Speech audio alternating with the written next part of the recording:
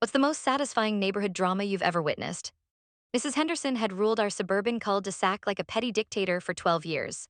As the self-appointed head of our neighborhood association, she used her position to make life miserable for anyone who didn't conform to her vision of suburban perfection. She filed complaints against the Martinez family for their too colorful house paint, reported the college students next door for noise violations during daytime study sessions, and somehow got Mr. Chen fined $200 for parking his work van in his own driveway overnight. Her weapon of choice was selective enforcement of neighborhood rules that she interpreted to suit her personal preferences. Situation escalated when the Wilson family moved in with their teenage son who has autism. Mrs. Henderson immediately began complaining about his disruptive behavior, which consisted of him enjoying his backyard swing set and occasionally vocalizing his excitement. She started a petition to have disturbing activities banned during quiet hours that she defined as basically all day. Her cruelty reached its peak during the Wilsons' backyard barbecue for their son's 18th birthday. Mrs. Henderson called the police, claiming there was a dangerous disturbance next door. When the officers arrived to find a quiet family celebration with birthday cake and party hats, she insisted they cite the Wilsons for violating noise ordinances that didn't actually exist. That night, something shifted in our neighborhood.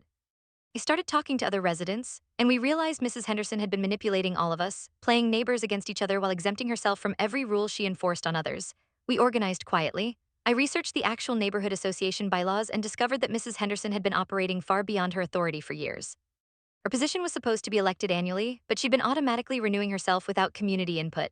Sarah Martinez, who worked in local government, helped us understand our rights as residents. Mr. Chen contributed his documentation of all the frivolous complaints filed against him. The college students provided recordings of Mrs. Henderson's hostile confrontations at their door. It called for an emergency neighborhood association meeting, properly advertised according to the bylaws Mrs. Henderson had been ignoring.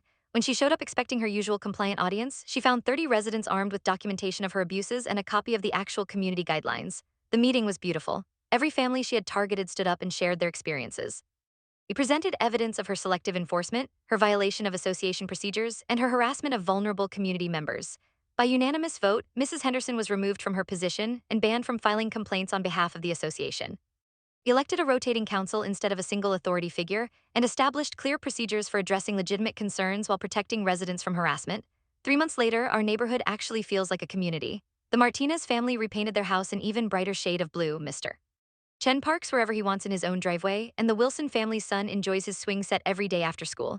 Mrs. Henderson moved out quietly last month, and honestly, nobody even noticed until the for sale sign went up.